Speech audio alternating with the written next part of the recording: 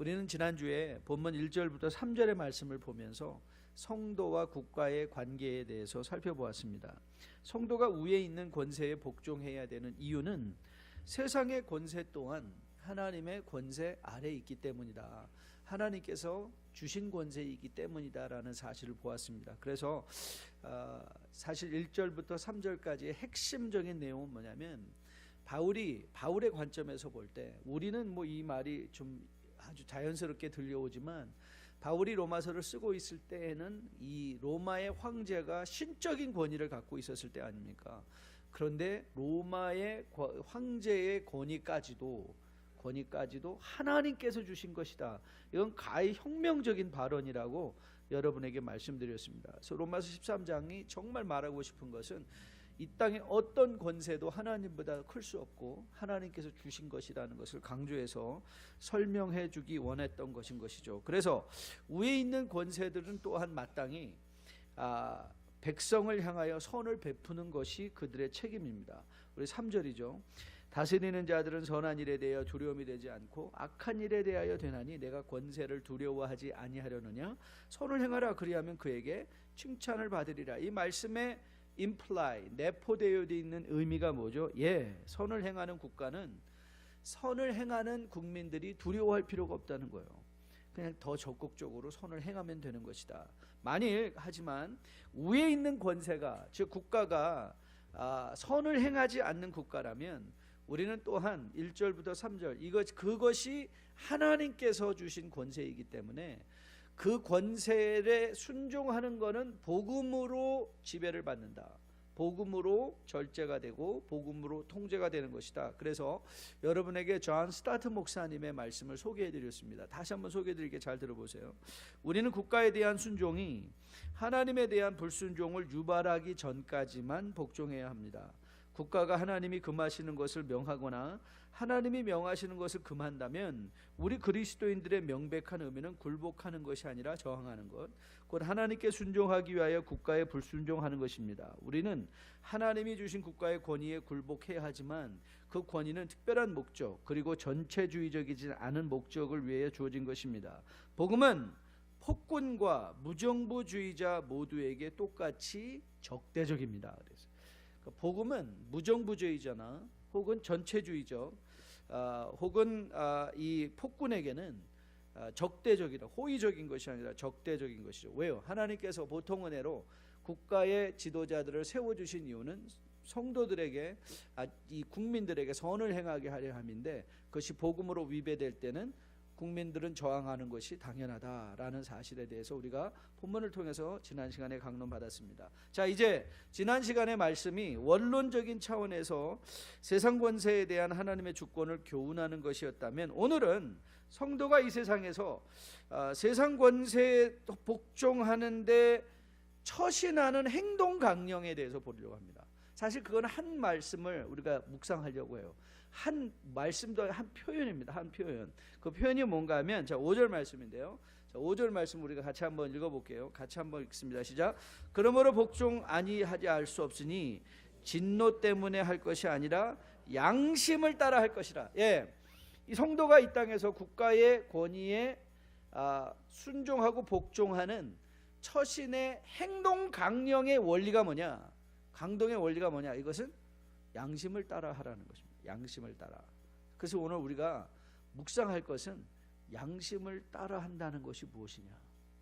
양심을 따라 한다. 왜냐하면 양심을 따라 우의 권세도 복종하고 오늘도 양심을 따라 진노가 두려움이 아니라 양심을 따라 복종할 것이고 또 바울이 구체적으로 언급하고 있는 조세와 관세에 관련되어서도 또 존경할 자를 존경하는 것에 대해서도 양심을 따라 한다는 이 표현은 오늘 13장 1절부터 7절 성도가 국가의 관계에 있어서 이 5절에만 국한되는 표현이 아니라 전체 행동하는 데 있어서 그 전체적인 원리를 제공하는 표현이라고 저는 볼 수 있습니다. 그래서 오늘 저는 이 선한 양심을 따라 한다는 것을 세 가지로 설명하고 함께 살펴보려고 하는데요. 첫째는 양심을 따라 한다는 것은 self recognition, 스스로 깨달아 하는 것이고, 그 다음에 두 번째로 self motivation, 스스로 자원해서 하는 것이고, 양심을 따라한다는 건 마지막에는 self action, 스스로 적법한 대로 알아서 행동하는 것이에요. self recognition, self motivation, self action. 자, 이걸 하나씩 풀어볼까요? 스타트 목사님께서 로마서 13장을 강론하는 가운데 5절을 이렇게 설명하셨습니다. 5절을 이렇게 설명하셨어요. 한번 들어보실래요? Indeed, verse 5, it is necessary to submit to the authorities.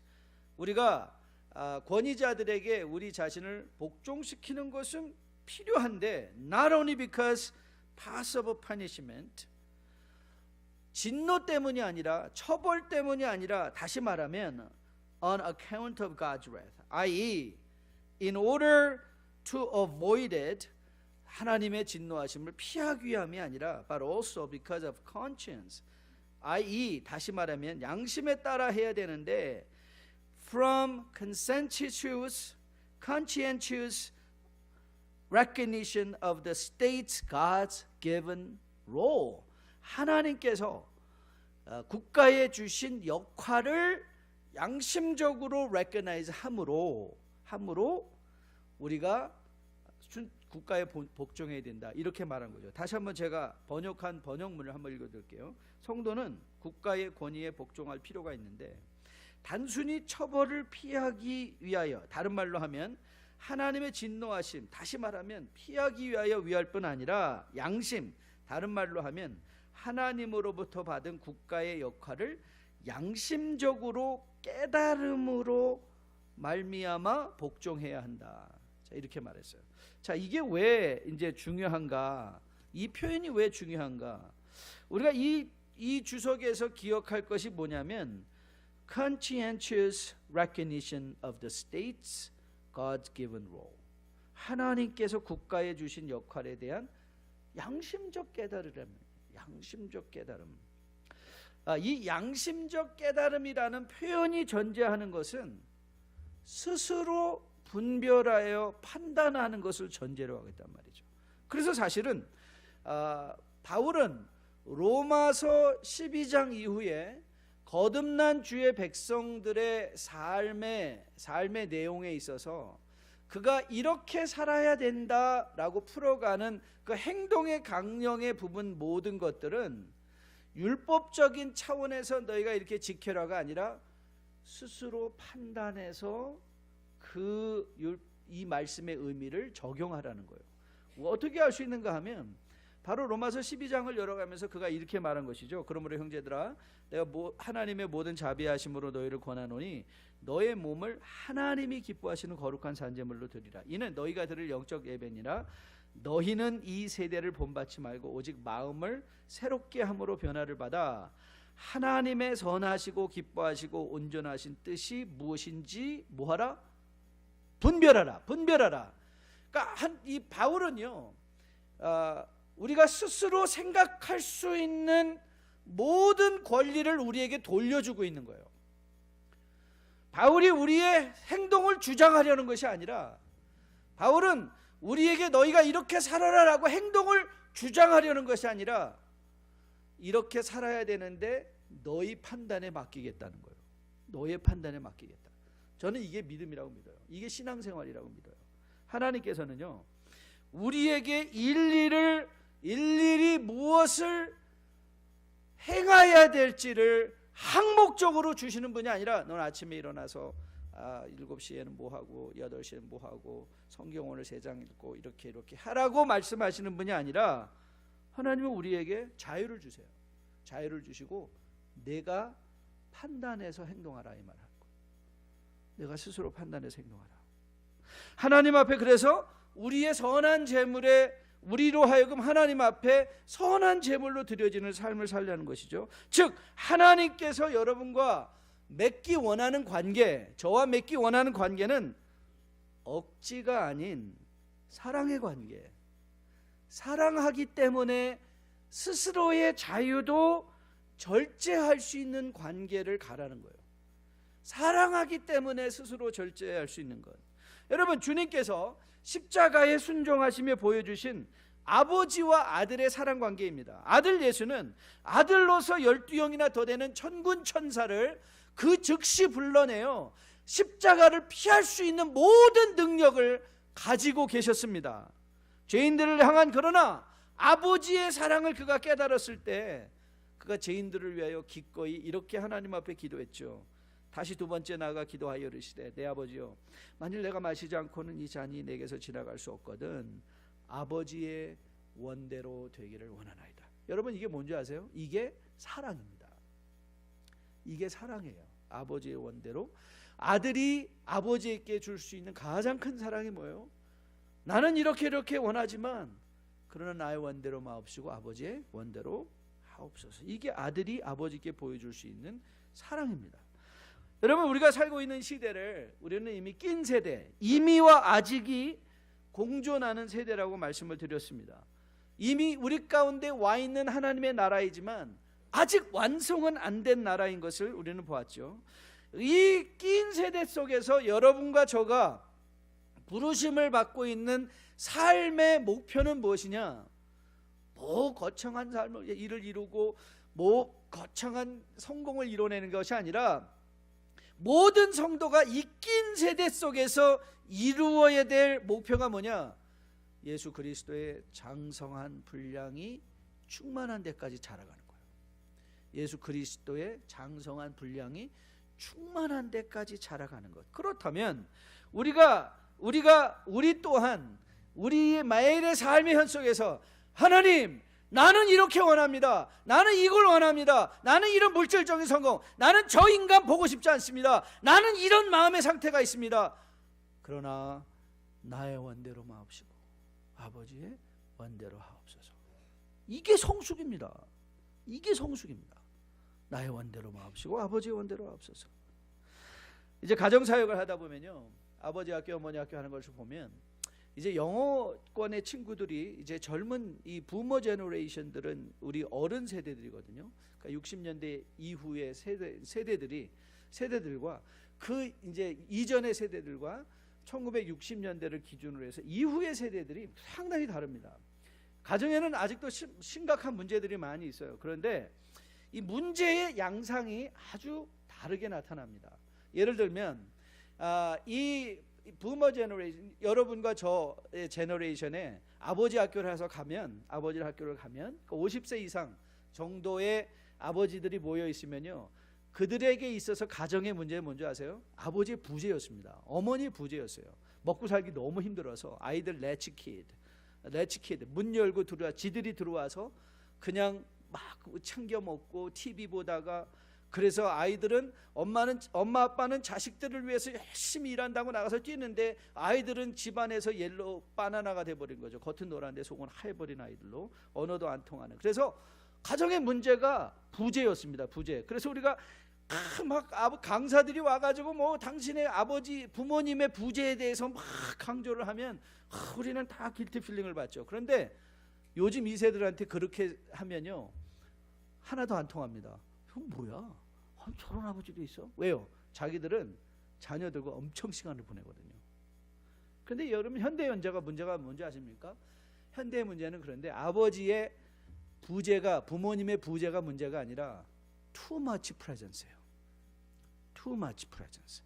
그래서 제가 이 식물을 이제 이 플란트를 사무실에서 키우다 보면 물을 너무 많이 줘도 플란트가 썩어버려요.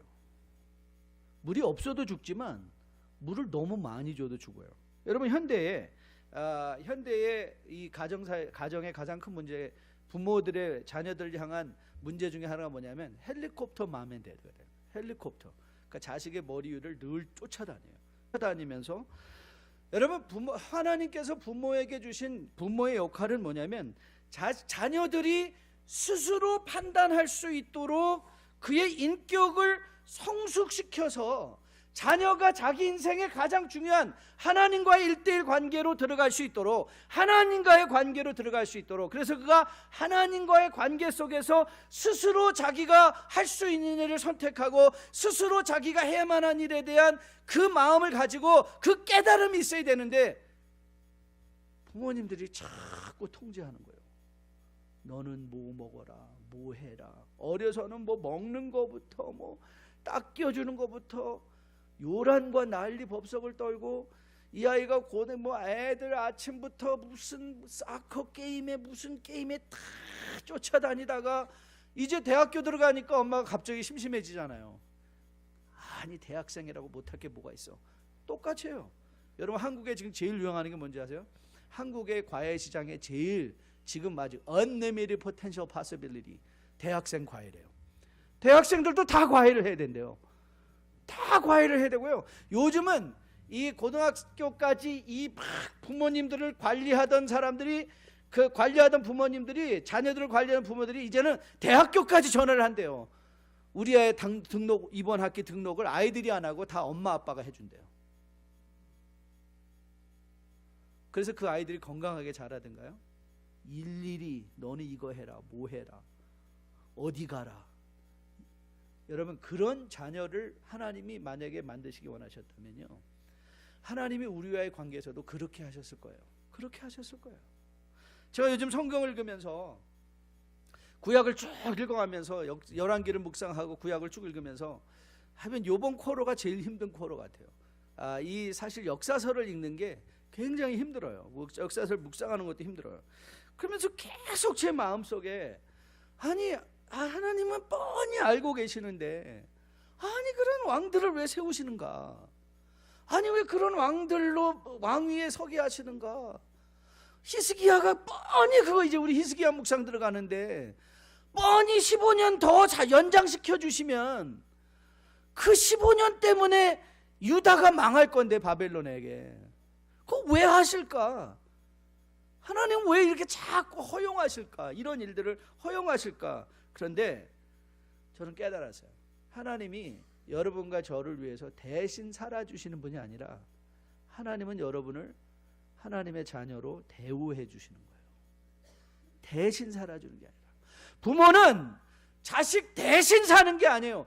그런 부모일수록 얼마나 역기능적인 마음이 많은지 몰라요. 자식들한테 지나친 기대를 가져요. 그래서 지나치게 실망하고 지나치게 절망하고요. 여러분 자녀도 어느 정도 크면 그 친구들의 삶을 살게 내보내는 거죠. 자기가 자기 삶을 살아야죠. 물론 부모가 어떻게 끝까지 자식을 위해서 기도하고